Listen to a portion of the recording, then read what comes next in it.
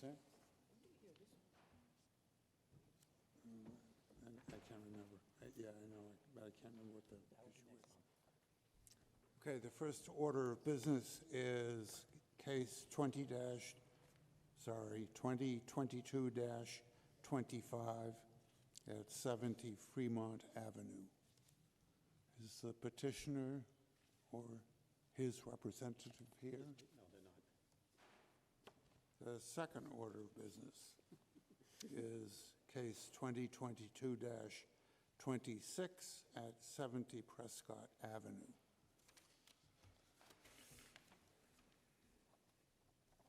Hello. Please speak into the microphone. Can I hold this one, because last time was all Either over one the you place? like. Thank you. Hello. Hello. So I'm actually here. Do you guys have the picture of the front of the house? I'm going to do my best to explain it. I think I did a poor job last time, so.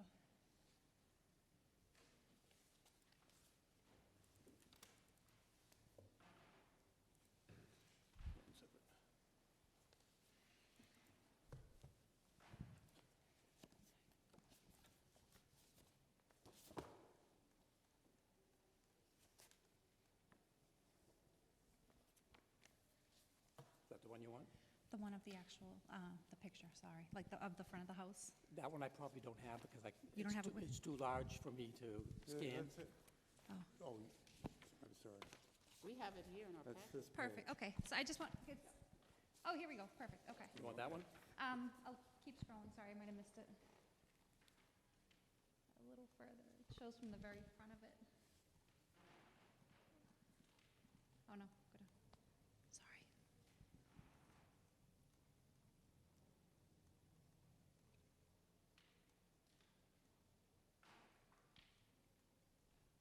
It's a, you know, what, I can just, we'll go back to the driving one, sorry. I'll try to explain, I'll do my best. I also tried to sketch it myself, which, yes, perfect, okay. Spare you guys the sketch. All right, so what we're trying to do, right now, we don't get use out of the driveway because it's too steep. And we don't usually even park in front of it because the barrels tend to fall down. And also, if you notice here, the wall is actually starting to fall down. So we definitely have to have the wall redone, just for safety reasons. Also, when we mow this lawn, it might not look very steep, but you come pretty close to the edge, and there's a good chance the lawnmower is going to go off the edge with you into somebody's car, which will probably be ours because we're always in front. But the goal is to level out the driveway so we can actually get use out of that space, and then add an additional space next to it if possible.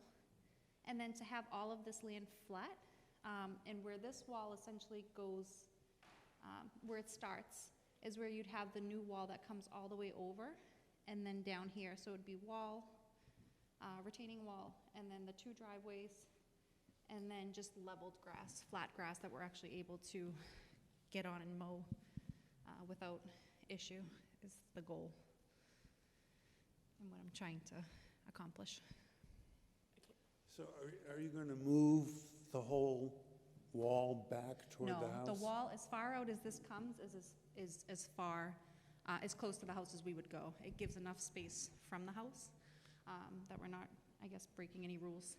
So it would be as far out as this one is here, and that another picture might show from the side how far out that is, but it's a good amount.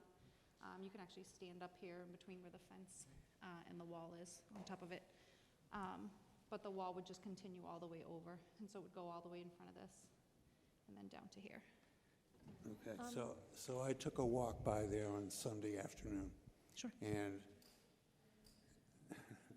I couldn't quite figure it out. The wall, the current, are you going to replace all the wall? Exactly, yeah. This would Yeah. have to come down if we needed extra driveway space, and it's not a big enough stone according to what the gentleman that I spoke to about potentially having him do the work. We would need larger stones to really make sure that we're holding up, replacing where all the dirt is essentially to hold up that wall right in front of the house, all from here. So it'd be these stones, just larger versions of them. And yeah, it would go straight across. Okay, and both cars are going to go in the driveway. Yeah. head first. Yes? Exactly, yeah. You're not going to have one sideways. No, and that's one- where we were gonna have grass. We were gonna put grass, just leveled grass. When you say level, do you mean it'll be flush with the sidewalk, more or less? It would pretty much be where this grass is, just straight across. Okay, so I was looking at it on Street View, and to the left, where that blue house is, there's that staircase, Yep. right? So is the staircase gonna, like, the right side of the staircase is just gonna be this steep wall? No, the staircase would stay. That's another access to like our side of our house and then to the back. The stairs would likely have to be redone at some point as well. But to the right of those stairs would be that structural wall. Right, so there's no grass next to the stairs, it's just kind of be stairs just there. So it would be stairs and then right to the right of the wall that's holding everything would be grass. Yeah, okay, yeah. What is the current width of the curb cut, and what are you proposing? This is what they told me last time. I said 15 last time, but that's just based off of what the current length is now. But I think they said 9 was the appropriate length. So 15 I is imagine. the existing condition? Yeah, from here to here, it's 15. I imagine if this gets lowered, we'd have to have the stairs come down a bit further. So I guess we'd have to factor in how much space that takes up, and I don't know the allowed measurements of like stairs or what's appropriate. But these would kind of have to come a bit further down, and then this would just be the size, I would say 18 feet to allow for 2 spots. Okay, so I'm assuming that the dimension of the parking spots would meet the depth requirement? Yeah, it would still be as far back as it is now, but just, I guess you'd have to have a little extra space over to allow the stairs to come down further, since it's actually going to be lower and Lower. leveled. And what is the material you're proposing? That's the, I mean, I don't honestly know the type of material. I do know it's the same, the person that did this wall, it's essentially that same material, just larger versions of those stones. Oh, okay, on the horizontal surface. Oh, gravel, just normal, like pave the driveway? Is that what you mean? That's what I mean, but that's not what I want to hear. Sorry. Oh, is that bad? It's bad because when the water doesn't soak in, it gets diverted elsewhere. So I think it'd still be a slant, from what I understood from the neighbor next to us. They have a driveway, but it's still somewhat of a slant. So what the gentleman told me that could do the wall, he told me we're not going to get a flush, flat driveway just based on how steep it is now. It's not realistic. So I understand it would be as high as the neighbor next to us. They have kind of a little drive up, which might alleviate that concern. But are you saying that it's not a good thing for the water to run off into the street?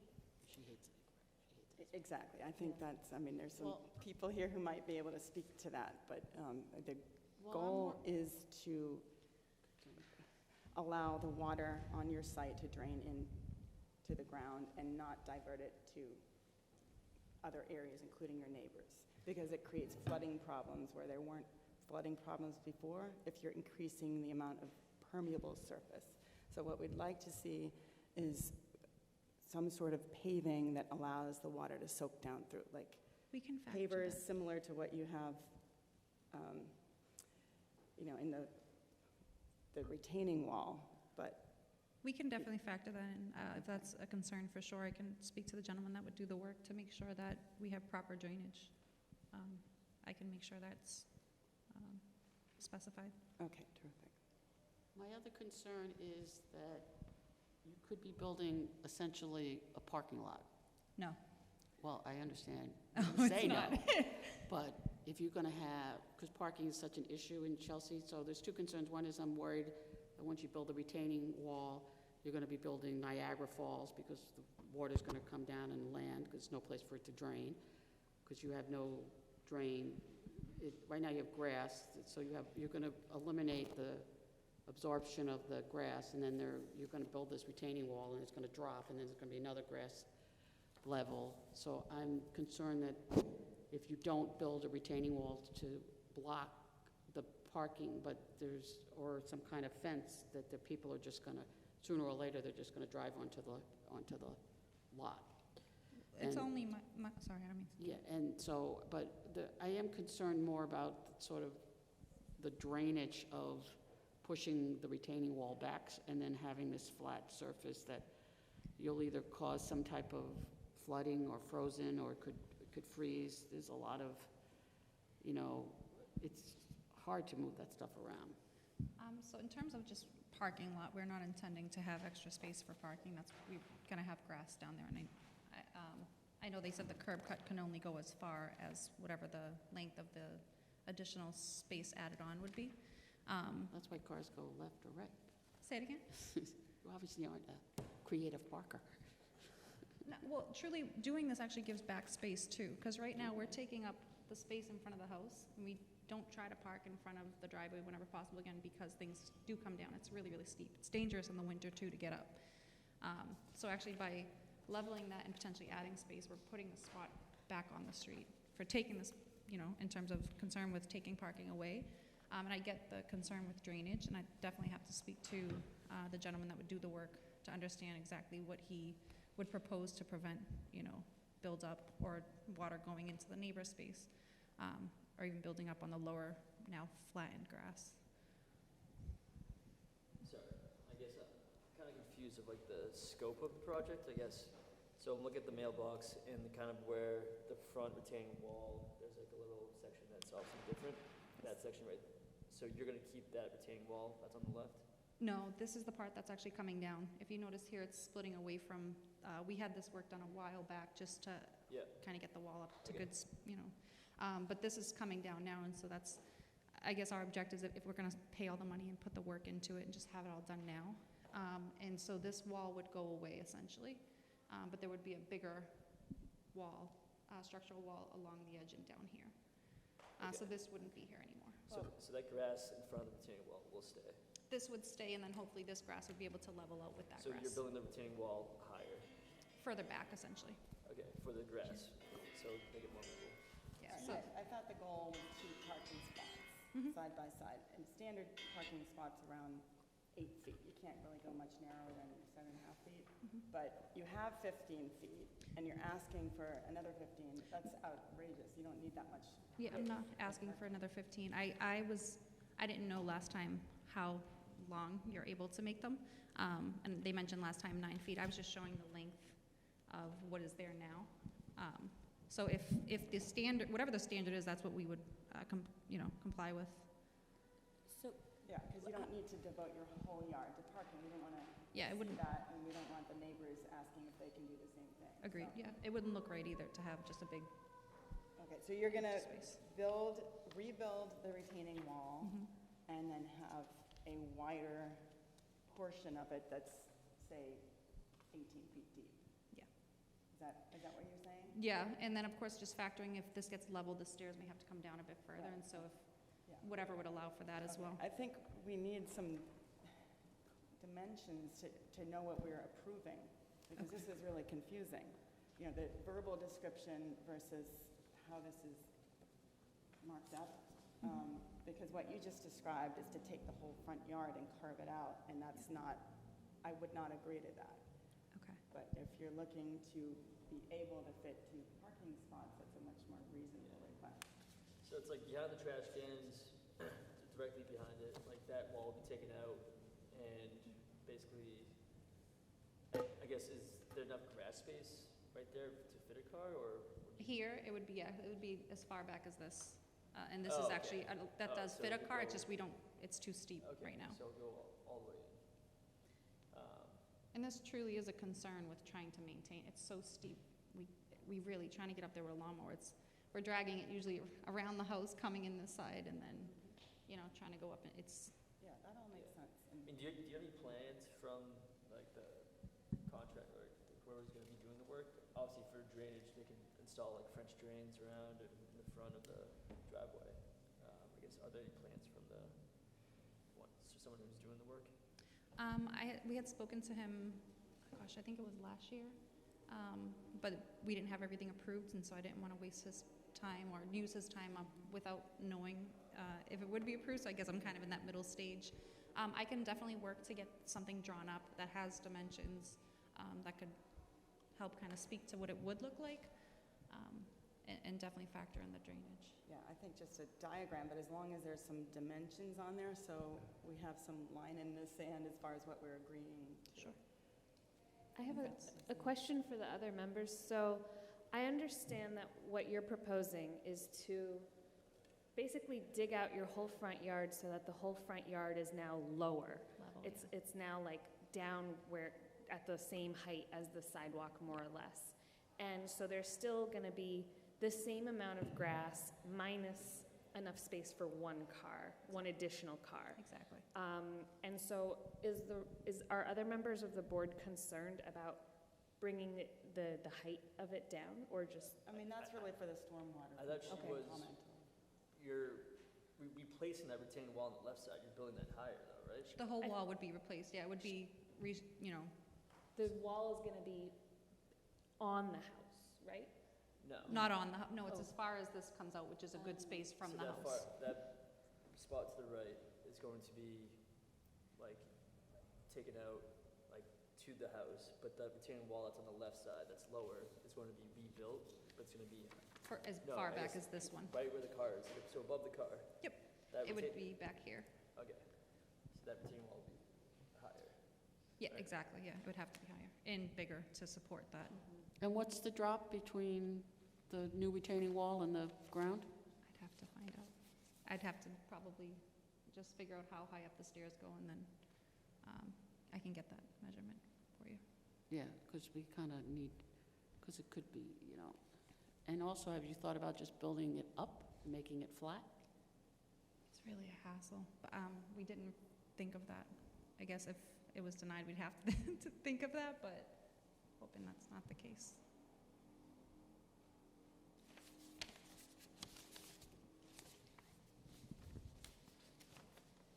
Yeah, I don't have any issue with the slope. But as long as the stormwater and like the areas that would be impacted by that Have proper Change. drainage. Are thought through. It's fair enough.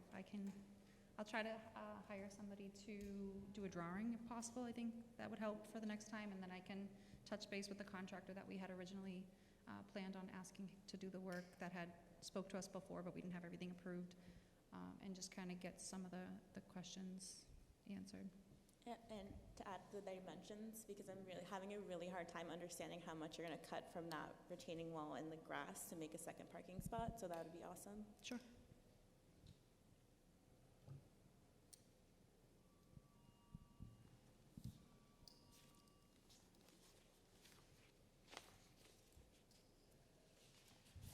John, I have a question regarding the conflict with the wall with windows. What was the issue there? Was there a basement window?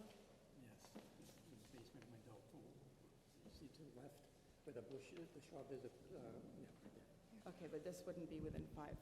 No, it's not. They amended the previous rejection. Proposal, I see, Yeah. okay. Well, according to the drawn plan, it would be, because the plan shows that your front yard is 17 feet deep, and it appears that your proposal is to make the driveway 15 feet deep, so it would be within 5 feet. Well, not 15 deep. I was length. It would only go as far back as this driveway is currently, which is not. Well, that's how the building inspector interpreted it and wrote up the denial letter. But he amended it and said it wasn't within the. Well, we'll address it when we write up the decision. Okay. I think you need a plan, or we need a plan, Okay. or I need a plan. I still don't quite get it. Okay. I'll do my best from now until next time to get as much information as I can, for sure. One last question. Have you talked to your neighbors about what you're proposing? No, I thought that was part of the process. I thought they were notified through the process. I can start that conversation if we think it should happen now. Okay.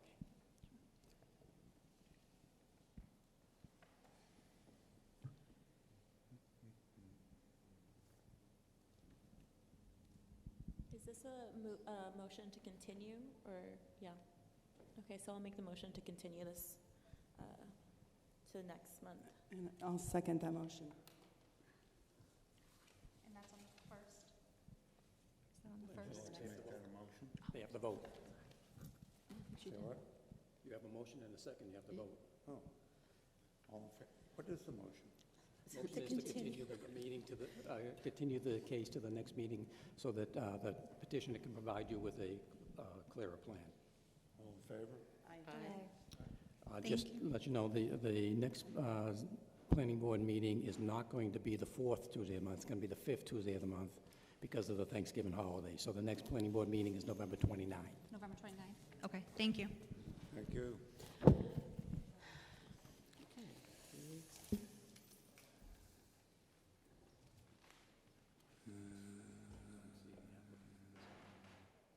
Say again? Okay, we'll go to 320. All right, the next order of business is 2022-28 at 320 Revere Beach Parkway, and they would like to continue that until our November meeting. It's fine by me. All in favor of Aye. continuing? And the last case is 2022-29 at 59 Pearl Street. Good evening. Good evening. Can I quickly ask, why aren't we hearing the Maverick Street one today? Because they also requested a continuation at the last Although meeting. We didn't have to vote on it. No, you have to vote on the 320 because I already advertised the major site plan review. And since it was advertised, you had to open it and then continue it. Okay, thank you. Can I just ask a question about this case? I thought there was I thought the public could speak on this case, It's a special permit recommendation. It's not a public hearing, it's a public meeting. on their case? On their- Okay.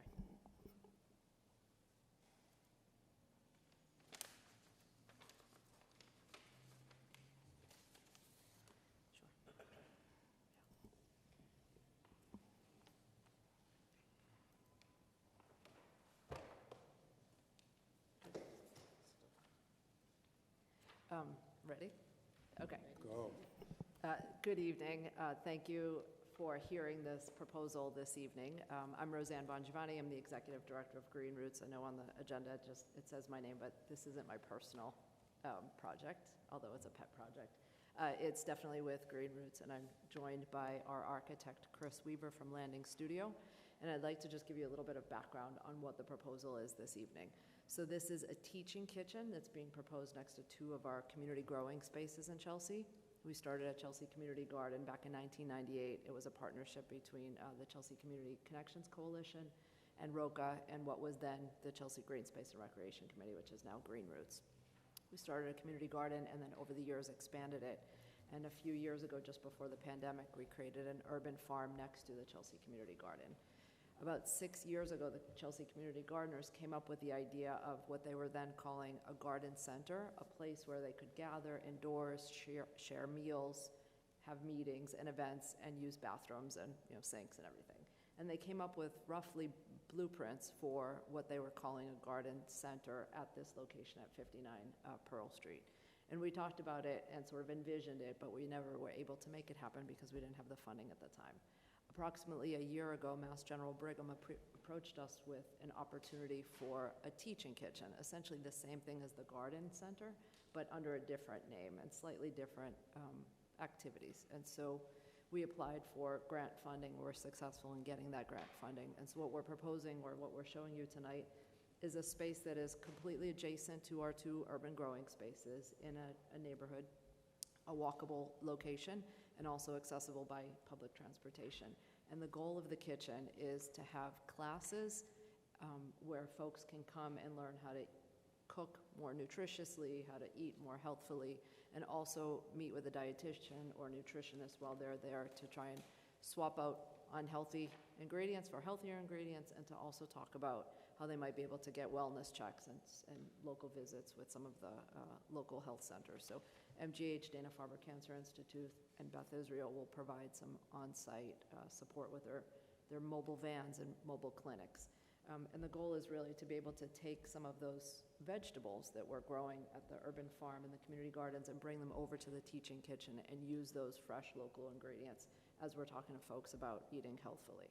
It's being sponsored by Green Roots and funded by MGH, Mass General Brigham, actually. But we really see this as an opportunity for many different organizations and groups in the city to come and use. So if the library wanted to have an event, they could contact us and we would coordinate all of the activities and they could come and have an activity there. We'll have on-site coordinators and we'll have a chef and a nutritionist on-site while all of these activities are happening. And so that's a sort of overview and history of the work, and Chris will walk us through the designs of the project. So we can flip through the slides now. So, I think, yep, so this one here shows what Roseanne was talking about, the relationship between the teaching kitchen, which is highlighted on the intersection of Pearl Street and Miller Street, and the urban farm and Chelsea Community Garden, which are just across the Miller Street, which is kind of like an alley that separates them. We can go to the next. So this space is a part of a larger warehouse complex. It's just this one-story volume of it that we're going to be renovating to turn into the kitchen. Next. And the interior of it currently, it's an old wood frame building. The wood columns down the middle were renovated a few years back, and the roof was redone a few years back, but the building itself, we think it was once a stable for the larger warehouse complex at one point in time. And the goal would be to try to preserve some of the characters of that old wood framing, but with a complete fit out on the interior to make it work for their goals. So the next slide shows the layout that's shown in the drawings that you've been reviewing.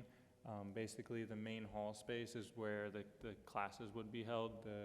The kitchen appliances are all on the left side of this page. It would be all domestic kitchen appliances. The goal is to make it be things that people would be able to take their lessons from the class and bring it home and use in their home kitchens. In addition to the kitchen spaces, along the bottom of the screen now, there's a number of support spaces. Those are where the 2 restrooms are. We have a small office for the coordinator, and then a small room for like janitor's materials, a small washer and dryer, and the slop sink. So this is just an image showing what the interior would look like. You can see the kitchen space at the far end. We'd be putting in a bunch of new windows along Pearl Street, and then you go to the... Can I interrupt you for a second? We'll have movable tables that folks can learn, almost like tables this size, where they could do individual cooking or chopping of vegetables. And then you could bring all of these tables together to make one larger dining table. And the next slide should be the exterior. Yeah, so this is that intersection of Pearl Street and Miller Street. The idea is putting the entrances all along that Miller Street side, so they're facing the urban farm and the community garden. And in this, you're seeing also Green Roots is working with a mosaic artist to do a community arts project to put a couple mosaic pieces on this side. And there'll also be some small landscape components, adding a small planter bed and a couple trees. Next, yeah. And this shows it now. We're standing along Miller Street looking at those main entries. And so as a use, the parking requirements are 1 for every 2 students and 1 for the teacher, so we're showing 6 parking spaces. The accessible space would be right in front of the kitchen, which you were seeing in those previous exterior images, and the other spaces would be provided along Miller Street on properties that are owned by the same owner as the warehouse.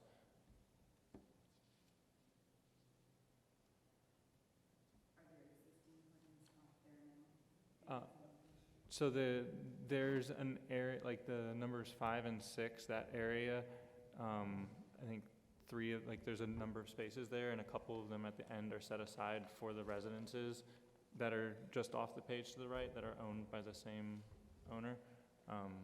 But there's extra spaces there, and some will be set aside from that for the kitchen, and all of the other spaces are new spaces.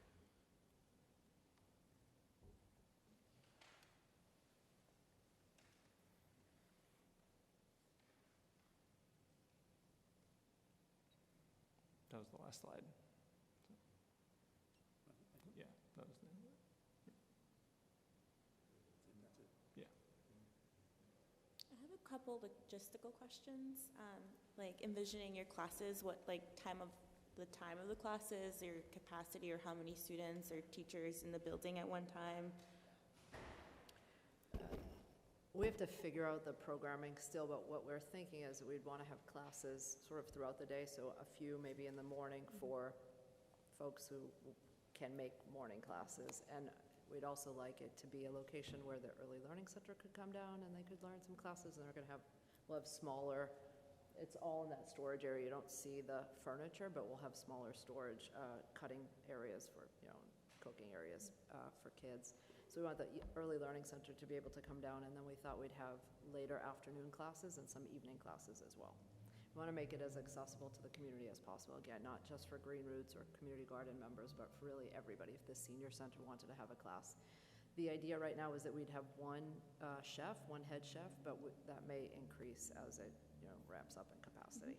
So we might have, what I'm thinking is that we'd probably have one chef on site at all times, maybe not more than 2 chefs, but we might have a morning chef and then an evening chef. And then class size, sorry, I didn't hear that. Class size, I'm thinking probably no more than 15 students at a time. Okay, thanks. I have a question. Where are you planning on storing your trash? Is it inside or is it outside on the street? So there is space in the cabinets that'll be set aside for storing trash inside. Excellent. Thank you. I have questions about storage. If you're going to have so many classes, I understand why you want residential appliances, but, one, they're a little inefficient. And so have you guys thought about walk-ins, and you don't have paper goods are incredibly bulky? And have you guys also thought about having anything on the outside kitchen, any water, or so that, if they're coming from the garden, what they're planning to do? Sure. It's just. John, could you go back to one of the earlier slides, maybe the interior slide? Yeah, so what I learned throughout this process is that you can plan literally everything. So Chris has planned for us where the bowls go. I would like him to do this for my house.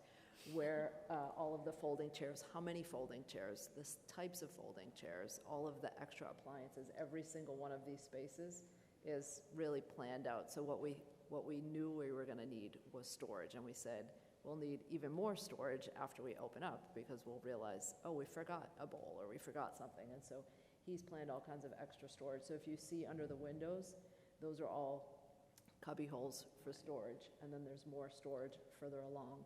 And then all of this area is all storage, and it goes all the way out to the other door. And then there's a large refrigerator, and then dry pantry storage over there and towards the back. So there's lots and lots of storage.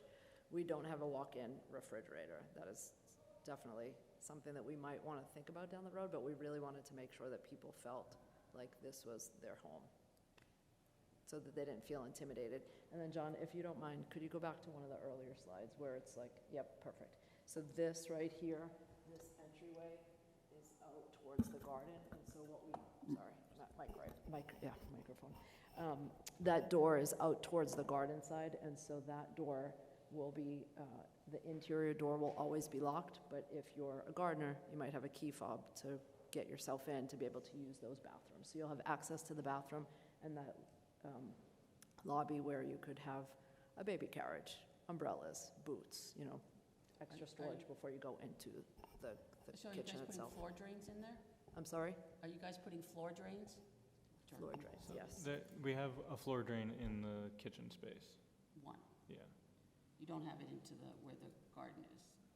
Not right there, so the And The whole- And there's no outside water source on the outside of the building? You're not going to put a so spigot on we the have, outside? we have one like hose bib outside.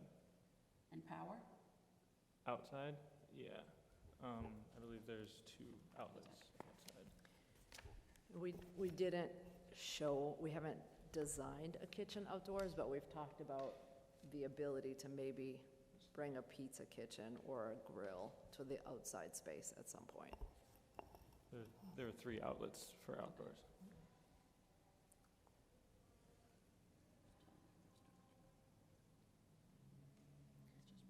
I have a question. I've never quite understood the relationship between Green Roots, the community garden, and the urban farm. I'm just asking because you have mentioned the community, the Chelsea Community Garden, and are those folks who have plots there going to be able to access this kitchen, you know, the same way that, like, say, the staff chef will? And I know that it's kind of awkward trying to, if I remember correctly, it's kind of awkward trying to walk between the urban farm and the community garden, and how will they have access to the kitchen? So we're going to try and redesign the farm a bit so that there's a gate that better connects to the community garden, so that you can make that connection from, I think that's Ellsworth Street, right? Is that Ellsworth? And so that you'd be able to walk through the farm, access the farm, and then walk to Miller Street. So basically, the Chelsea Community Garden was started in '98. It was started by the Chelsea Community Connections, which was a program of the Chelsea Collaborative at the time, and Green Roots Green Space was a program of the Collaborative at the time, and so we all collaborated on that community garden. But the garden was really meant to be sort of self-sustaining, run by volunteers. In the early days, we had funding to staff it, and then as time went on, community gardens became less vogue, and it was harder to fundraise for, and so it really became volunteer-led. Over the last maybe 5 years, community gardens and urban farms have come back into priority, right? And so it's been easier to fund staff positions. And so the community garden, since, I don't know, the last 10 or 15 years, has really run as a volunteer organization. And so all of their funding comes into us. We're sort of like their fiscal agents. So we pay their bills, they do their fundraising through grants and donations and membership fees. And so we provide staffing support and structure and the back house operations for the community garden. But they're a membership-led organization. So the leadership of the garden decides who gets a plot, what the application process is, what the rules are. They do all of that by their own leadership. The urban farm is a space that was created next to the community garden, and so we sort of oversee all of the community gardens in the city, including the 2 that T&D was operating. We now oversee and manage. But the farm was meant to be a more a high productivity space where we could grow larger volumes of fruit and produce or vegetables, fruit and vegetables, and herbs that don't go just to the person who maintains that bed, that could be shared out to anybody in the community. So if you lived in the neighborhood or you just went by the farm and said, I'm really interested in your peppers, could I have some? They're free and open for everybody in the community to have. And so the folks from the community garden will be able to access the kitchen? So what we're thinking is the leadership of the community garden will have access, and they'll determine how they distribute access to all of the individual members. I think that we'll probably have a key fob system with access that allows certain permissions and certain hours of, accessing the building. There'll be an alarm system so that it's secure when we're not there. Thank you. John, can we go back to the site plan? Okay, so can you just walk me through how vehicles get through the site and how pedestrians would access the site? So Point out on the map what you just described as far as the access to the other communities. You can pick up the microphone, the other one, or that. Okay. This is the urban farm, and right now, this is the community garden over here, but they're separated by this fence. There's no easy access. So if you're at the garden, the gate is on, I think this is Ellsworth Street. You have to either come around, there used to be a cut-through, there's no longer a cut-through, so you have to go around onto Pearl Street and then through Miller and over here, or come down Shortliff, Shawmut, and access the space this way, and then come down Hawthorne, thank you, and then come down Miller Street and access the building here. So what we're thinking about doing, that doesn't have anything to do with the teaching kitchen right now, is creating a gate right here that the community gardeners could just walk right into the urban farm, sort of like a corridor through, and they can access Miller Street very easily. And so pedestrians will come to the space either through Pearl Street, there's a bus stop over here, or walking through Miller, or walking along one of these other streets. And cars could access the space sort of similarly, but the owners, not us, not Green Roots, are planning an entirely different landscaping plan for Miller Street, and so Chris can talk to that. So right now I enter off of Pearl Street and exit on, what is it, Marginal?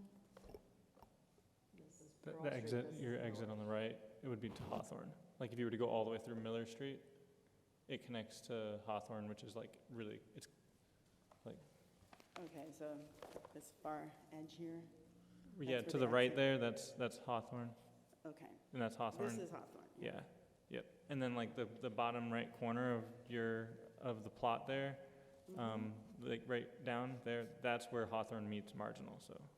Right where your finger is. Okay, so there's no concern of little kids wandering around and being vulnerable? So that's something that the owner is working on separately, is to try to basically find ways to slow traffic going through Miller Street. So Miller Street is entirely private land, and the road there is an easement through it. And so there's conversations of preserving emergency vehicular access, but putting water barrels in the middle I see. that would stop cars from using it as a through road. Okay, And then turning the middle part into, but that's okay, still in the works, yeah. we're looking into that. I guess, could you talk about the trash situation again? I guess, like, is there a dumpster on site at all? We're likely to have composting on site, so internal composting, and then likely picked up by like bootstrap composting or something like that. And then we're talking with the city about using city barrels, and if the city won't allow us to use city barrels, then the owners have agreed to let us put a dumpster on their side of the property, So on Miller Street? on Miller Street, right? Yeah. Yeah, I guess I'm just thinking about like classes. If you do have 1 or 2 classes a day, it's probably gonna accumulate 2 to 3 trash bags for each day. And that's probably not gonna be enough for just trash bins. There's also compost at the farm, and so we'll likely compost at the farm. We want to try and keep as much of the food waste as possible, so it doesn't go into the incinerators and landfills. And so you're a tenant, is that right? Yes, And what yes. is the length of the lease? We have a 6-year lease at $1 per year. With the intent to extend beyond that? With the ability to extend beyond that, yes, yes.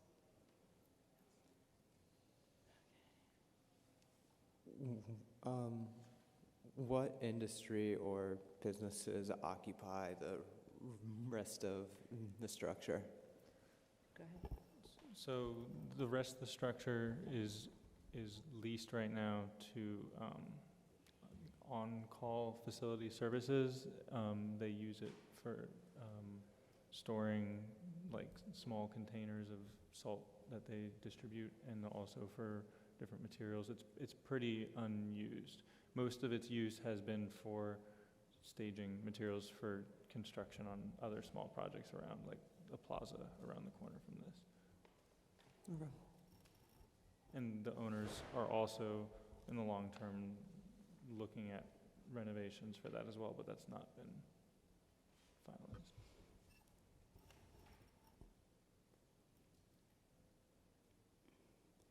Well, I think this is a wonderful community asset, and I would like to make a motion to approve with the typical caveats. I would recommend applicable standard conditions, all exterior lighting be dark sky compliant, and a signage plan be submitted for review and approval. Second. Second? All in favor? Aye. Thank you, thank you. Thank you.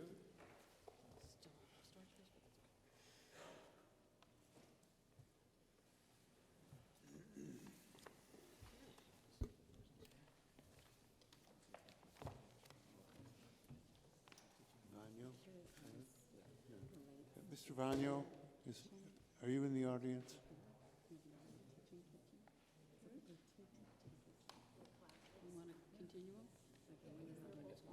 Guess not. No, you're not, Mr. Vagno. Okay, next order of business is the annual mid-year update for the Community Development Block Grant.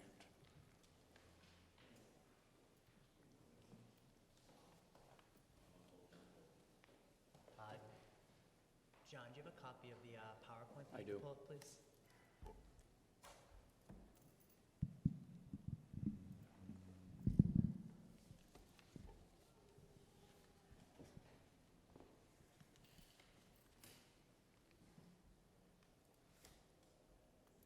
Great, thanks so much. So good evening, everyone. My name is Alex Train. I serve as the Director of Housing and Community Development for the City of Chelsea. I'm joined by members of our team, including Erica McCarthy, our Community Development Manager, and Carl Allen, our Economic Development Specialist. And so grounded in a commitment to serving residents throughout the community, the Department of Housing Community Development strives to achieve a prosperous, equitable, and healthy community. We serve in major functional areas of project development and delivery, policy analysis, strategic planning, and civic engagement. And all of those activities span 6 main areas of concentration that are tied to physical and social determinants of health. The main areas of concentration include housing stability, economic development, workforce development, community development, climate adaptation and sustainability, and climate resilience. And so in each of these areas, members of our 12-member team focus on developing and delivering high-quality projects and programs that aid residents, improve their quality of life, and foster resilience throughout the community. And so the department oversees a spate of federal and state grant opportunities, including the Community Development Block Grant Fund, often known as the CDBG program. It's the major federal funding source for community development activities at the local level. And we obtain funding from this grant source on an annual basis to support our operations, where about almost 65% of our overhead and administrative costs are funded through external grants, including CDBG, as well as a number of our projects. And so each year we like to update the planning board on sort of what the major accomplishments were over the last year and provide an update on what the year ahead has in store, while soliciting input and ideas from board members on upcoming projects and priorities. And so tonight we have a brief agenda for you where we'll discuss the most recent CDBG programs, including federal fiscal year 20 and federal fiscal year 21, as well as discuss with you ideas for the upcoming application that the city will be preparing and submitting in March of 2023. After that, we'll close out with an update on various policies, planning initiatives, and projects. I'll do my best to skim through them as I know time's limited, but at any point, if you have questions on particular projects or suggestions, please feel free to interject. So could you switch to the next slide? And next slide, please. So the department's comprised of 12 professional urban planners, engineers, community development specialists, and administrative professionals. This includes 4 new positions that the department is presently establishing in coordination with City Council and the City Manager. These 4 new positions will be focused on the American Rescue Plan, including the delivery of a slew of new initiatives funded through that federal stimulus funding. Additionally, we house a regional climate resilience and adaptation office called the North Suffolk Office of Resilience and Sustainability that serves Chelsea, Revere, and Winthrop, as well as have a host of local staff focusing exclusively on Chelsea initiatives from conceptualization through implementation. Next slide. Great, and I'll turn it over to Erica now, who will delve into our FY20 CDBG program. Hi everyone, thanks for having me here. So this, what you're looking at right now is a FY 2020 CDBG, all of the projects that we were working on. All of them are complete with the exception of the housing rehabilitation program. The Chelsea Square and the Cherry Street projects were infrastructure. Chelsea Square significantly rehabbed some sidewalks and offered some new sidewalks that are raised. And then the Cherry Street also significantly rehabbed some sidewalks and totally redid the whole street. I'm sorry, Erica, could you put them? A little louder? Yeah. Sure. The Citizenship and Immigration Services program is offered through a local nonprofit, La Colaborativa. It offers 4 different sessions throughout the course of the year, winter, spring, summer, and fall. The goal for the program last year was to serve, you'll see,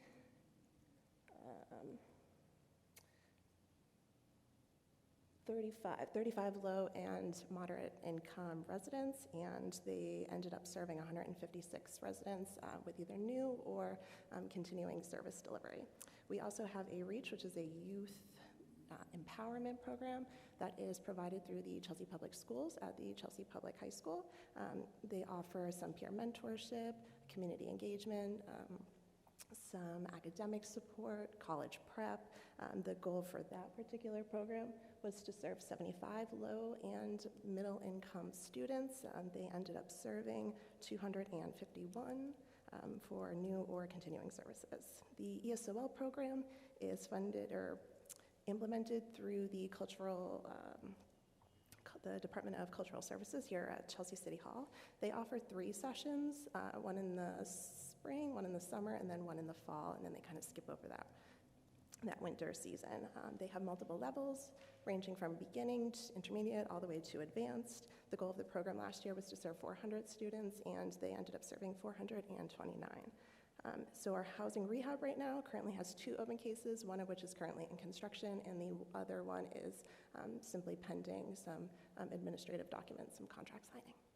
So if we continue on to the next slide, that's our FY 2021 projects.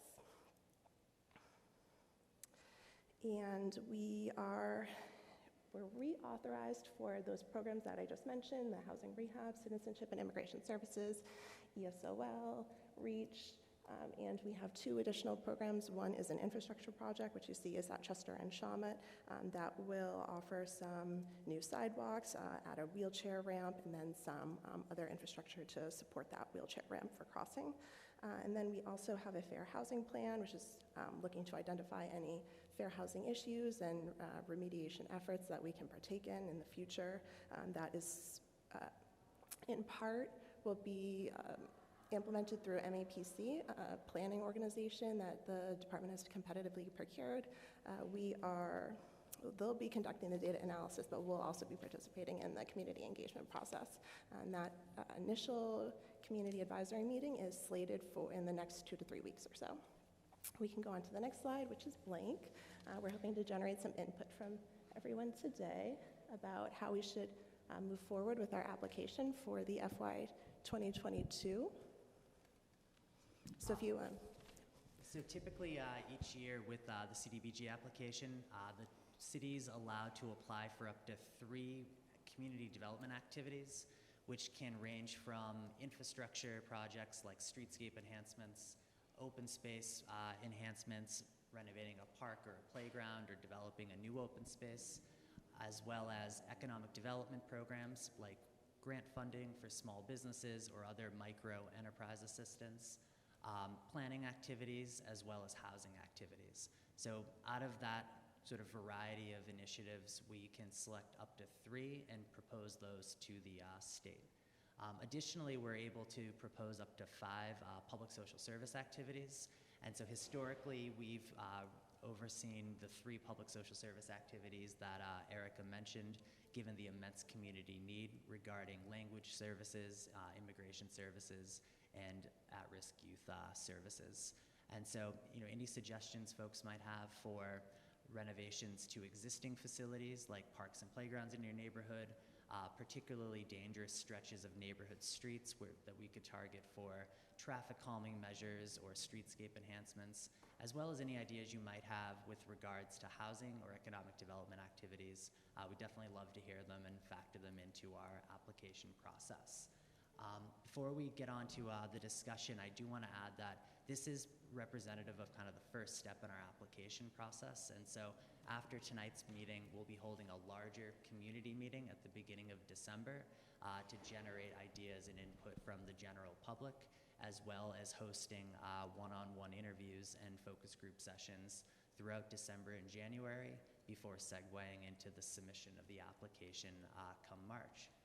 So with that, we're happy to hear any ideas folks might have or answer questions on the CDBG program before moving on to the second part of the presentation. I have an idea for the, probably that would fall under the housing rehabilitation segment. It would be helpful to educate the population on how to flood-proof their homes. Maybe host a workshop, and perhaps there's some budget to helping some of the families protect their houses that are in low-lying land, or I suppose that's a bigger problem inland for houses in Chelsea than it is on the coast, but it just would be helpful for people to understand all these dynamics, and that you don't have to be on the waterfront to feel the effects. I just think it's one of the biggest concerns that Chelsea's facing. Yeah, absolutely. I think we wholeheartedly agree. Right now, we have a climate resilience fellow that's working part-time. She's a resident that is currently in a graduate urban planning program, and she is composing a kind of flood prevention toolkit for property owners and tenants. And so I think there's a lot of opportunity with the CDBG program to further education as well as to aid in implementation, whether it's helping property owners with renovations or providing guidance to tenants and property owners on best practices. So definitely Terrific. appreciate that suggestion. Sounds like you're on it. I didn't quite catch what the fair housing plan means. Can you explain that? Yeah, absolutely. So with the Fair Housing Plan, we're going to be analyzing both the public and private housing markets to understand patterns of discrimination that occur within the markets. And so those may occur because of rental and or sales policies and practices, as well as property management and real estate management practices. So it's a 8-month study that's going to be addressing discrimination and impediments to housing. Once we have fully characterized those impediments to housing, we'll be developing a 5-year action plan for addressing those racial inequities and discriminatory practices. So a lot of it's going to be centered on private rental housing as well as mortgage lending, and there will also be sections on private affordable housing as well as public housing.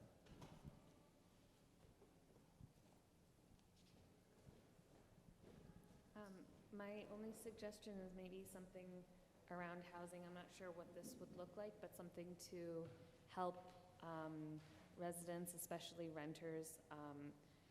Basically, I don't know if it would maybe relate to inspectional services, but when renters they have rats, or they're not being treated fairly by their landlords, they're not being given proper heating and air conditioning and all that sort of stuff.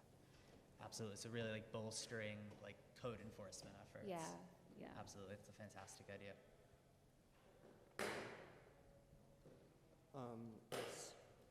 I see that one of your priorities is climate resiliency.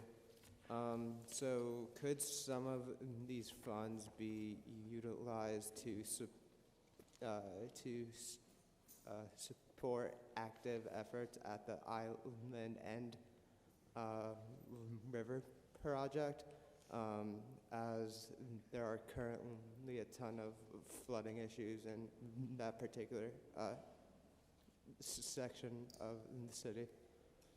Yeah, absolutely. That's a critical vulnerability that the city faces right now with flooding from sea level rise and coastal storm surge impacting Island and River and the surrounding area.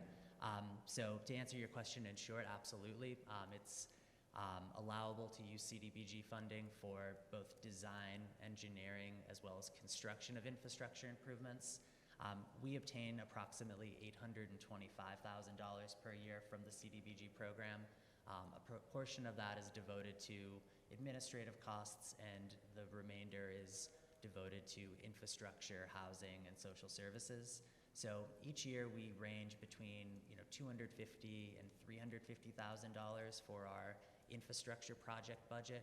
And so for the Island and River right now, we're analyzing other federal funding opportunities from FEMA and larger agencies, just given the size of that project, which is estimated to cost at about $67 million. So this type of funding could certainly be useful for like stormwater enhancements in that area, as well as further planning necessary to reduce flooding. So really appreciate that suggestion.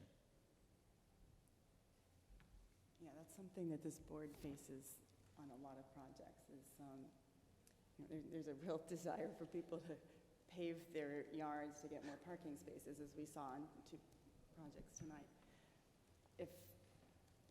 So that it's not just coastal flooding that we're concerned about, it's stormwater flooding and how what one does on their site impacts people around them. So that would all be part of this whole Yeah, I think one educating.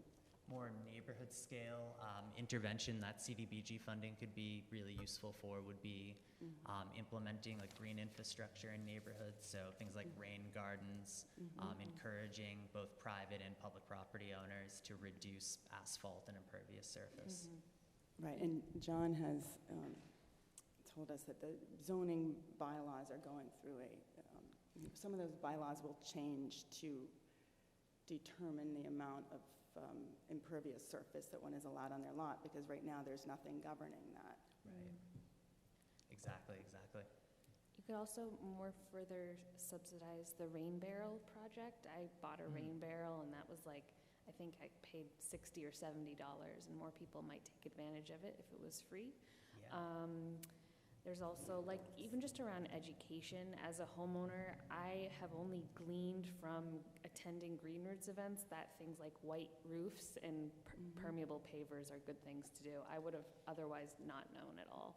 So even, I don't know if maybe there's some way that information could be rolled out through Mass Save or something as well, because it's the same idea. But I also wanted to add a second totally different topic that I don't really see here that much, and I really don't hear it get talked about in Chelsea very much as a priority. But I looked at the data, and Chelsea has the highest proportion of residents under the age of 5 of any other city in Massachusetts, looking at all cities with more than 10,000 people. And I think that we have given that, and given just how many little kids, toddlers, babies we have around, we really lack programming and support for, young mothers and mothers with small kids. Places like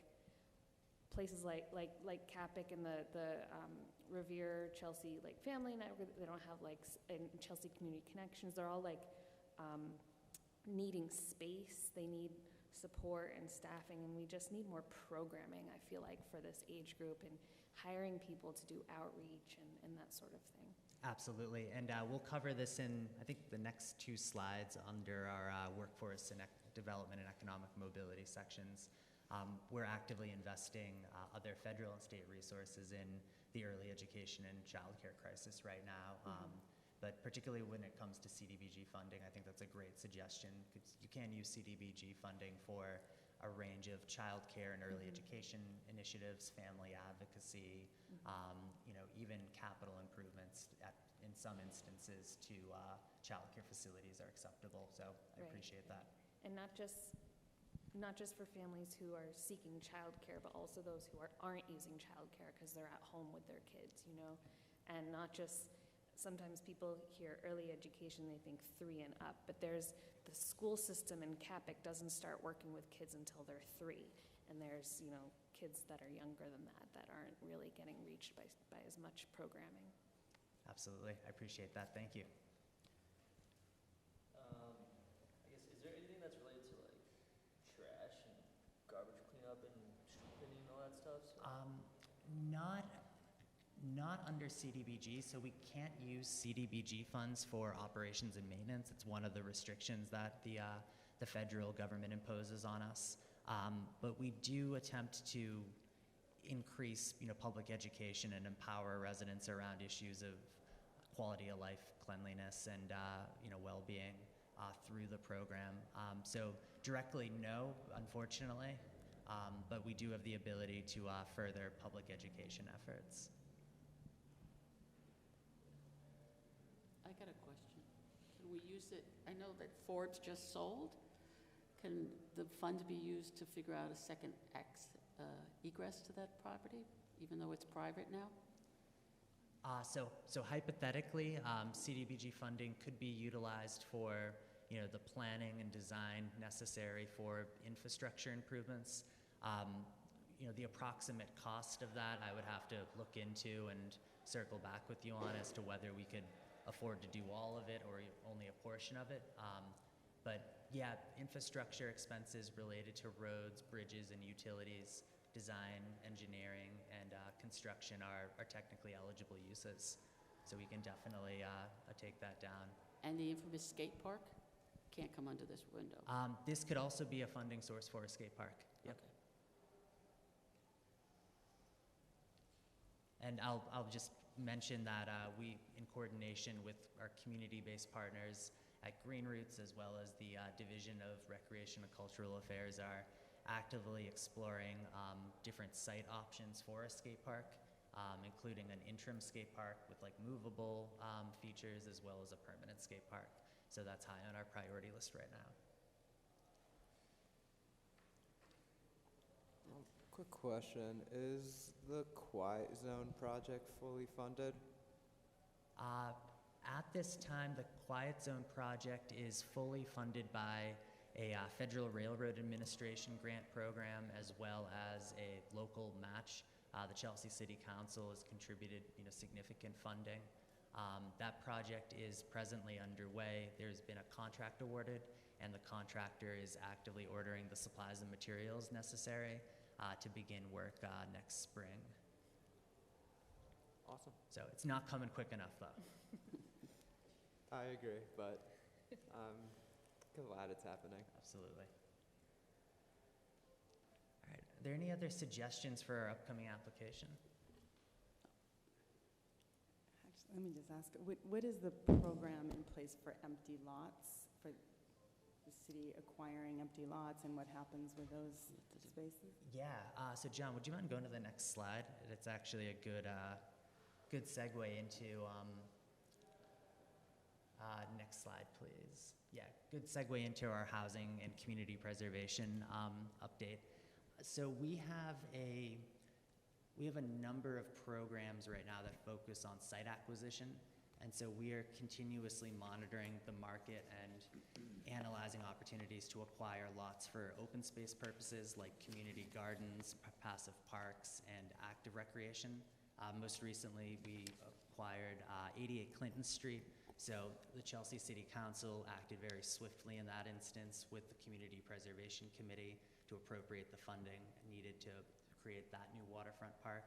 On the housing front, we're also undertaking the neighborhood scale housing program, which addresses underutilized and vacant lots in two residential neighborhoods, Addison Orange and Shirtlift Bellingham. Through that program, we're repurposing a vacant lot at 4143 Orange Street for affordable homeownership opportunities, and we're actively looking to acquire additional property with the Affordable Housing Trust Fund Board. And so the main programs are really, the community preservation efforts through the Community Preservation Committee in coordination with the department for open space and environmental improvements, and the Affordable Housing Trust Fund Board through the neighborhood scale housing program for housing purposes. And otherwise, on the housing front, the department right now is guided by a number of plans and studies that have been performed over the last 5 years. As you know, the displacement crisis in Chelsea is acutely affecting households. Low-income households are extremely vulnerable given the drastic increase in rents coupled with inflationary impacts. Additionally, low, moderate-income homeowners and small landlords are also bearing the brunt of the economic turbulence we're facing. And so in response to that, the department's overseeing a comprehensive agenda comprised of housing production, affordable housing preservation, racial equity and wealth building, and housing stabilization initiatives. And so many of our affordable housing production efforts are keyed in on producing affordable housing near public transportation, as well as producing passive house and zero carbon affordable housing. Additionally, we're seeking to foster new affordable housing in the downtown through projects like the 375 Broadway redevelopment and the Innis Apartments redevelopment down on Central Ave as another example of transit-oriented affordable housing. On the preservation side, we are diligently pursuing the preservation of existing affordable housing, and we kind of categorize it into two categories. The first is formal affordable housing that has kind of lower rents than regular market rate housing that's set to expire. And so we aggressively pursue opportunities to extend the lifespan of those expiring affordable housing units. Recent examples include the Atlas Lofts down on Garish Ave, as well as 17 units at 466 Broadway, where we're coordinating with the owner to renovate the units and extend their affordability by 50 years. Additionally, we are collaborating with the neighborhood developers to rehabilitate and extend the affordability on 116 units scattered throughout the Shirtliff-Bellingham neighborhood through a combination of local, state, and federal funding. Additionally, there's the second category, which is naturally occurring affordable housing. So this is housing that it doesn't formally receive subsidies nor participate in housing programs. A lot of it is owned by legacy property owners that have kept rents below market rents, and many of those landlords right now are retiring or seeking to sell their properties for a profit.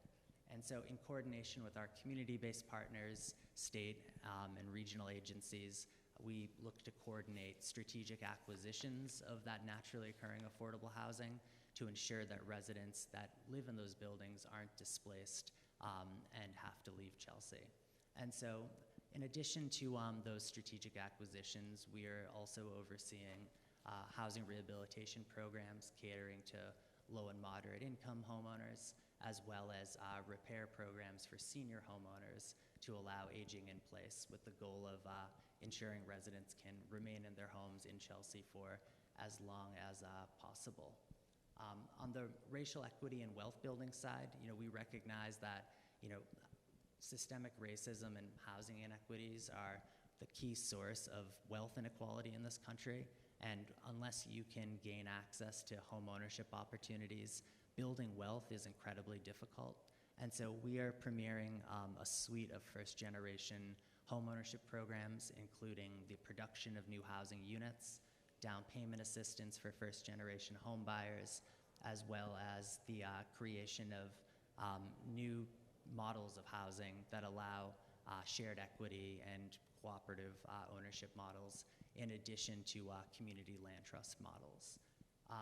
Outside of that, we're heavily focused on pollutants and carbon emissions in housing. This is one of our key kind of environmental justice and housing initiatives. As you know, low-income tenants and homeowners, as well as residents of color, are disproportionately exposed to pollutants, including lead, mold, and asbestos. And so through initiatives like our Zero Carbon Action Plan, Route 1 Housing Enhancements Program, and Housing Rehabilitation Program, we try to tactically improve those properties by abating those pollution sources. And so this winter into early 2023, we'll be looking to scale many of those initiatives, utilizing ARPA funding to promote public health. And then lastly, on the stabilization side, This is a relatively new space for the city. About 2 years ago, when our department was established, we advanced a series of anti-displacement and homelessness prevention initiatives, ranging from rental and mortgage assistance to rapid rehousing programs that we actively oversee in conjunction with community-based partners. And so, our intent is to continue many of these initiatives over the coming year, strengthening them with culturally competent case management, new housing opportunities and supportive housing, as well as the ability to prevent evictions and foreclosures before they happen through the application of rental assistance, mortgage assistance, and utility assistance. Yes, sir. Yeah, so I guess back to, taking the other side, like what support, I think like a lot of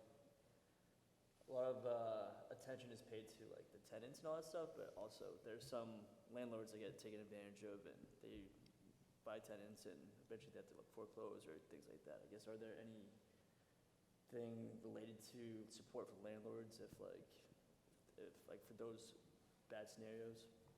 Yeah, that's a great question. So on the legal services side for tenants, the city, in conjunction with Housing Families, operates a housing legal clinic for low and moderate income homeowners as well as small landlords. We collaborate with the Mass Law Reform Institute that provides legal assistance to small landlords as well as homeowners.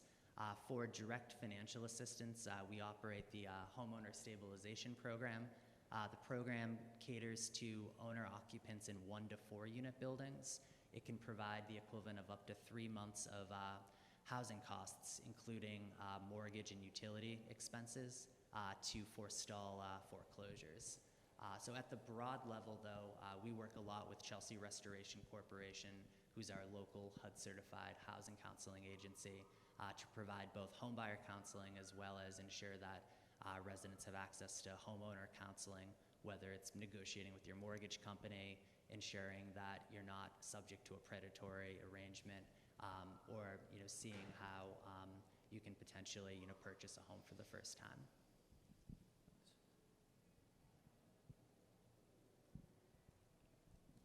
Do folks have any questions on housing before we move on to the next slide? All right.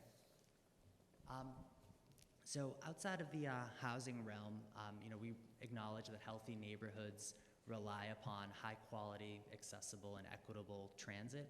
And so guided by a series of state and local transportation plans, as well as guidance from our community-based partners, we oversee infrastructure and transportation initiatives, including planning, design, engineering, and implementation, focused on these 3 main areas: operations and accessibility, with an emphasis on ADA accessibility. Examples include recent intersection upgrades that are undergoing design and implementation to ameliorate safety issues. Mobility, focused heavily on optimizing public transit. So through this focal area, we attempt to identify barriers to public transit, including affordability, accessibility, and reliability. And in coordination with the MBTA, Green Routes, and many of our community-based partners, seek to address those issues through infrastructure upgrades, service improvements, and operational changes. And then on the safety front, the majority of our efforts are focused currently on major arteries through the city, including the downtown Broadway corridor, Park and Pearl Street, as well as Central Ave. And these are projects where we take a complete streets approach, seeking to overhaul the surface and subsurface infrastructure to alleviate chronic safety issues and improve mobility. Next slide, please.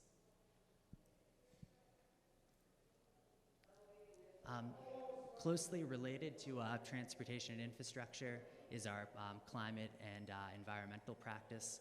And so over the last year, we have scaled up the North Suffolk Office of Resilience and Sustainability. Currently, we have a full-time resilience manager, a part-time resilience fellow, a full-time sustainability manager, and a part-time sustainability fellow, bolstering that office. So the office oversees policy analysis, planning, design and engineering, implementation, as well as public education. Additionally, we focus on cultivating high-quality open spaces throughout the city, both for recreation and public health purposes, but also to mitigate climate impacts. And so these are a handful of examples of ongoing open space projects, including the renovation of existing open space with support from the Park Grant Program and the Land and Water Conservation Fund Program, as well as the establishment of new waterfront open spaces and neighborhood parks, which are called out as priorities in our open space plan.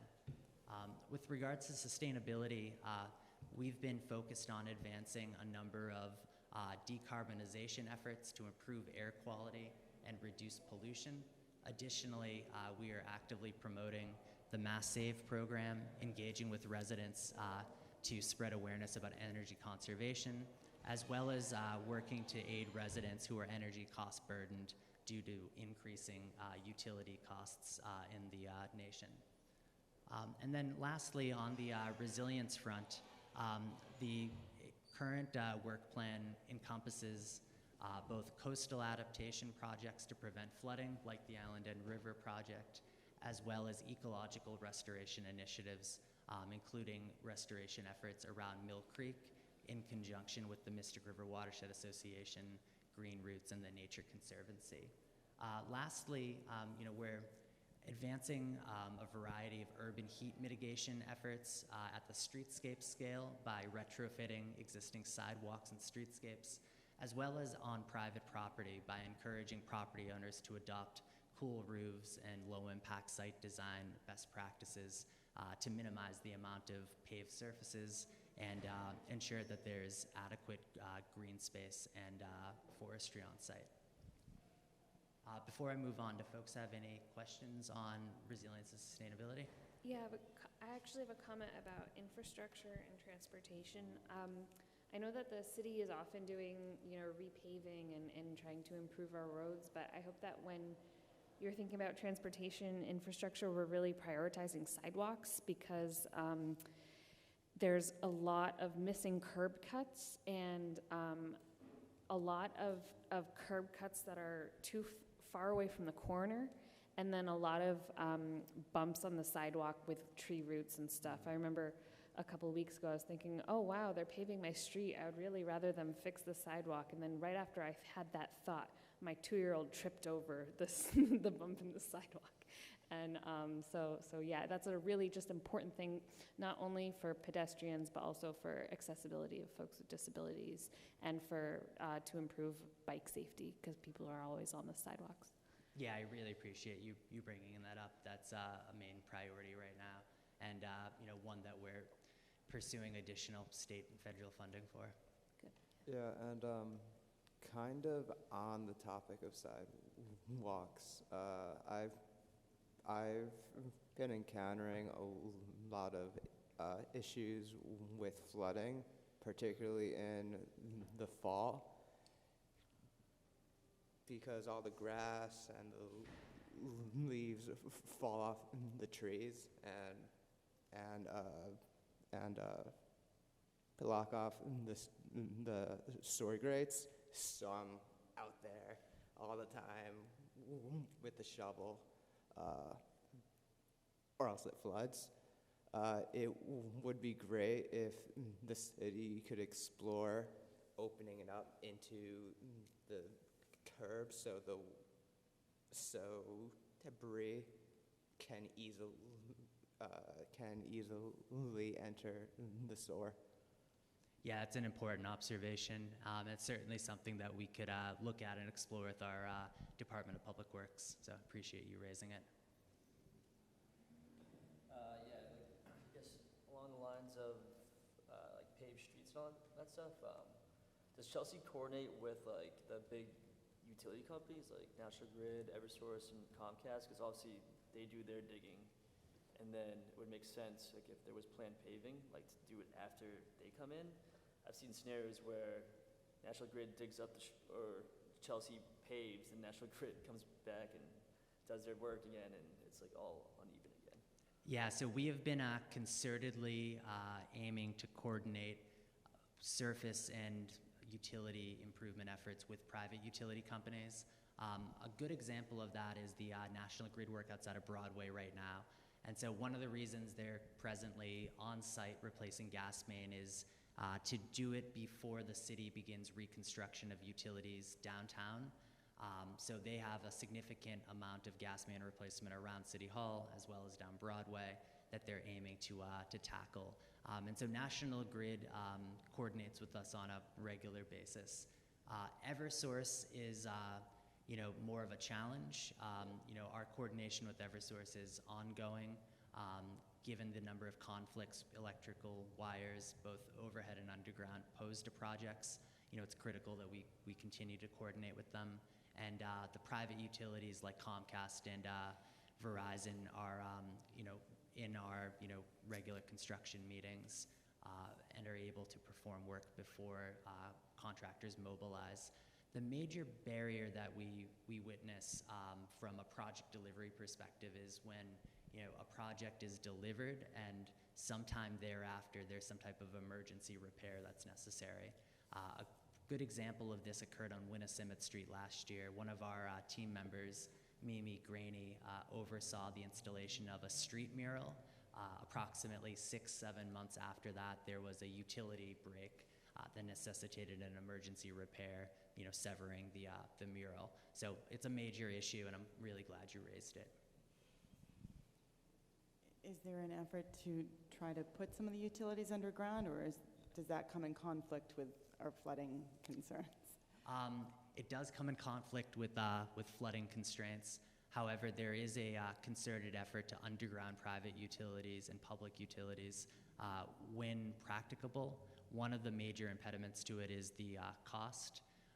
Overall, most of the funding sources we depend on for projects like these, as well as our transportation initiatives, originate from state and federal funding sources. Very few of those funding sources will cover the cost of undergrounding utilities. And so we've executed it on select projects, but it's not something we execute regularly, primarily given the cost and the environmental issues. Thank you.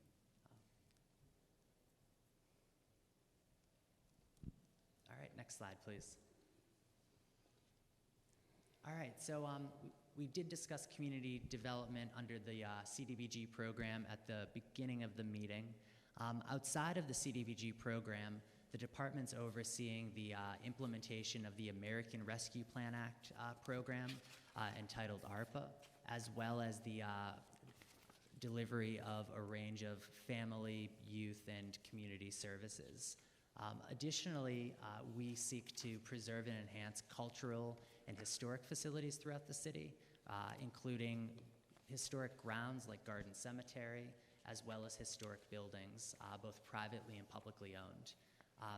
The Community Preservation Committee is a local board that oversees the disbursement of funds for historic preservation, open space, and affordable housing purposes.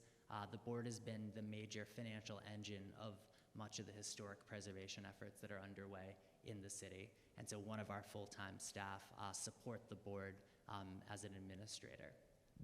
Additionally, with regards to placemaking, with a goal of enlivening the built environment and fostering social cohesion, our civic design and engagement strategist, Mimi Graney, manages a comprehensive suite of initiatives targeting activation of the downtown and activation of many underutilized spaces like the area underneath Route 1. This is done through a combination of public art, strategic events, as well as community engagement that empowers residents and provides them with access to the arts and cultural programming. And then lastly, one thing I will mention on here that is a newer focal area of us this year. Across the region, we've been witnessing the displacement of artists, including a lot of artists in Chelsea, as both residential and commercial artist spaces are being purchased and redeveloped into higher-end housing. And so Mimi in our office is spearheading a planning initiative to identify sites where the development of retail or residential artists and craft studios may be appropriate, including fabrication and traditional fine arts. So over the coming year, we expect this will be an area of focus both in some of the areas with underutilized property as well as areas where only renovations are viable. Next slide, please.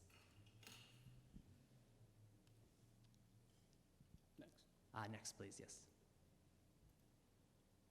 All right, and the last update that I'll share with you is on our two remaining focal areas of workforce and economic development. And our workforce development approach and economic development agenda are led by Carl Allen in our office. And they consist of a goal of empowering upward economic mobility in both high growth sectors as well as entrepreneurship opportunities for residents that are seeking to establish their own businesses. And so this is done through a combination of adult basic education programming that the department provides support for through funding and capacity building initiatives, as well as a focus on digital literacy and the social and physical infrastructure necessary to have a thriving workforce.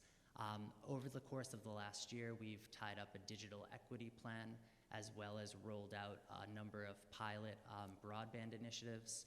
The most recent has been a broadband initiative at the Prattville Chelsea Housing Authority complex that will offer free high-speed internet for all occupants of the Chelsea Housing Authority property. And longer term, Carl is leading an effort in collaboration with the Good Jobs Coalition and our community partners to establish a public broadband system in Chelsea. What that looks like and how that takes shape is being analyzed over the coming months, but we understand that internet service in Chelsea is unreliable, it's anti-competitive, there is only one option for residents, and so there is a kind of market failure here that we're seeking to address over the coming months. On the economic development side, many of our efforts are focused on the downtown Broadway corridor, as well as key districts like the waterfront and the Beach and Williams corridor. Strategically, we seek to preserve and enhance our light industrial base with 21st century sustainable industry. Not only does this provide high-paying jobs for residents, but it also provides an immense economic impact for the city. And so many of the projects outlined above, like the redevelopment of 22 Willow Street, will yield hundreds of jobs for residents in middle-class sectors. Additionally, we're actively planning out the future of areas around the Market Basket site, as well as partnering with local community-based organizations like the Chamber of Commerce to understand how we can competitively attract other business sectors to Chelsea. Primarily, our economic attraction efforts right now center on a number of key industries, but mainly the construction trades, biomanufacturing, produce manufacturing and distribution, as well as a handful of others. But those are areas that produce jobs that are accessible for residents and are areas where the wages can provide for a middle-class life for families in Chelsea. And then lastly, on the small business development front, the department, in collaboration with the Chamber of Commerce, is overseeing a multitude of small business programming, microfinancing for smaller businesses, physical enhancements like the storefront improvement program, as well as strategies to enliven outdoor public space, like our outdoor dining program, are a couple of examples of initiatives that we have underway right now. Over the coming year, we're really excited to be hiring our first small business engagement specialist that will focus full-time on orchestrating small business development programs and engaging with small business owners with the focus on catalyzing and fostering minority-owned small businesses in Chelsea. And a cornerstone of this project that I do want to highlight is the Plaza de las Americas project that's the last on the list here, that will be housed in this new Salvation Army site on Broadway. And so as many of you know, the city acquired the Salvation Army property about 4 years ago. Through the leadership of Chelsea City Council, the site is being redeveloped as affordable housing, atop ground floor retail. On the ground floor, we are undertaking a business plan and an architectural design process to create a culinary incubator space where businesses that may be spun off of the 2 community kitchens that are under development in Chelsea right now could lease small retail stalls underpinned by a kitchen facility. And so there are a lot of home-based businesses in Chelsea that can't access retail space in the downtown. It's too expensive, it's inaccessible, their businesses are just starting out. And so these spaces will be about 150 to 200 square feet and designed for those startups to provide them with a foothold in the downtown with small business technical assistance on site to provide them with ongoing counseling. Do you know what street number that is? That is technically 440 Broadway. 440, thanks. It's often referred to as 456 Broadway.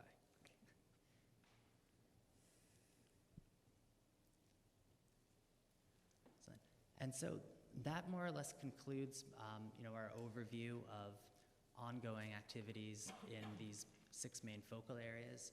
I'm happy to answer any questions that folks might have, and we're also appreciative of any guidance or input that the planning board might have on any of these areas or other important initiatives that you would like the department to focus on.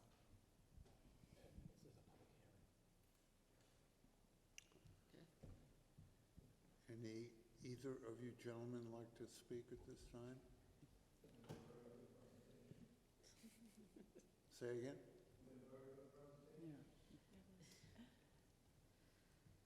Questions, comments?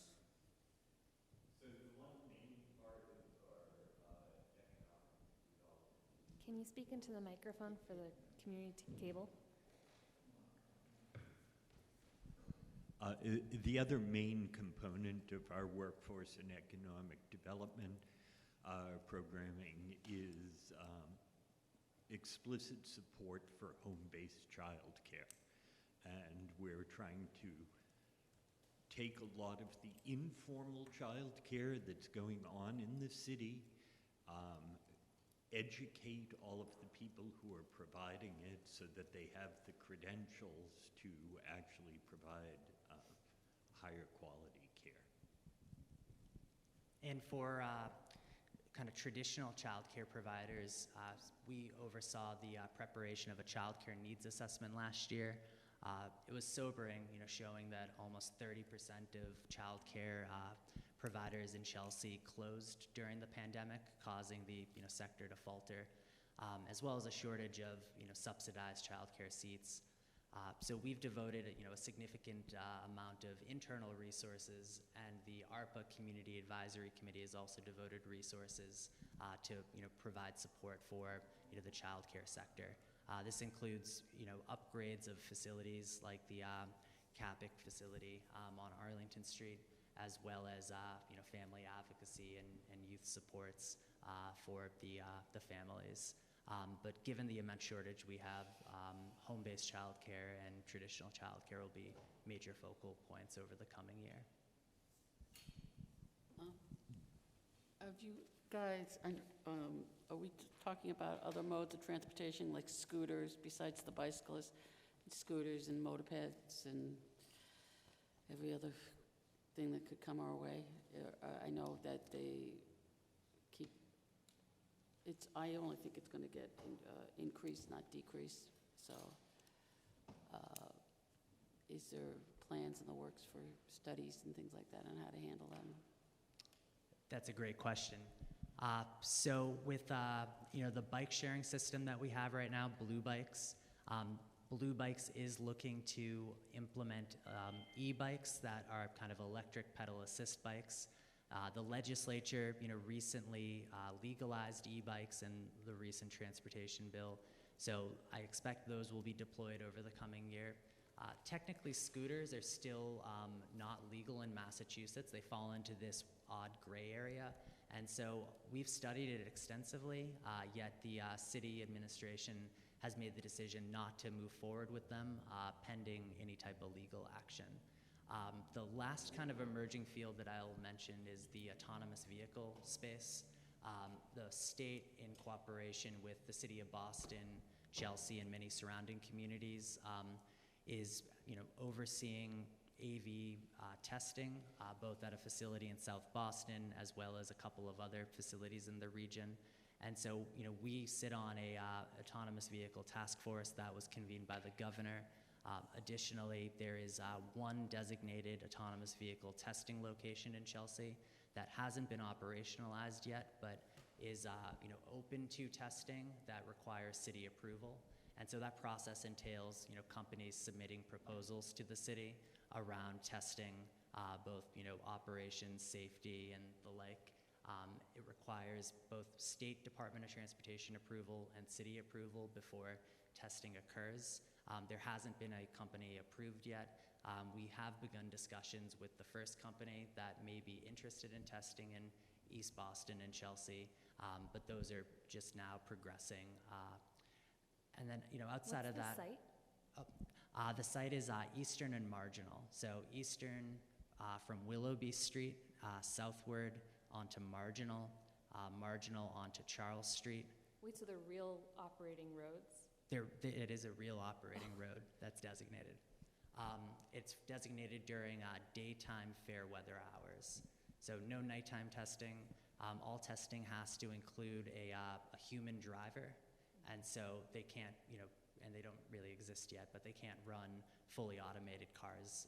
They have to have a human driver inside.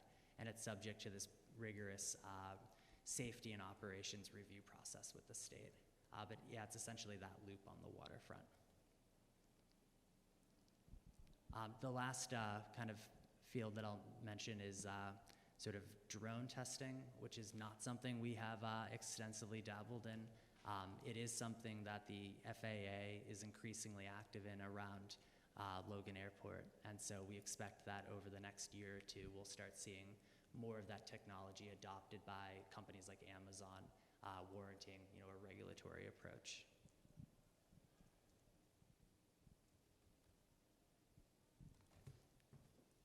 Thank you. Thank you. All right. Any other questions that we could help answer? Any suggestions that folks might have? I learned a lot. Thank you. Great. Yeah, no, thank you so much for having us. We appreciate you carving out time so late in the meeting. And I'll leave my contact information with John. If you have any questions, definitely feel free to reach out. Thank you. Thanks, kids. You need a motion to, you mean a motion to adjourn? Wait, what about 25? They're not here. Right here. So what happens to them? Oh, you want to make a motion to continue it, or do you want to have the ZBA go ahead without a recommendation? I don't know, how do people feel? I'm just asking. Which one? For the first case. The first case. The driveway at, Petitioner didn't show up. So the question is, should we continue it, or should we just let it go to the ZBA without a recommendation? I hate when they don't show up. A hotly contested topic. What do you usually do? We let it in the continue. past, you continued it. Yeah, I think we should continue it, because then we don't give them a pass on skipping a hearing. So I'll make a motion to continue it to next month. And I'll second that motion. Did you move to continue? To continue to next month, yes. And Yeah. second? Yeah. All in favor? Aye. Motion to adjourn. A motion to adjourn.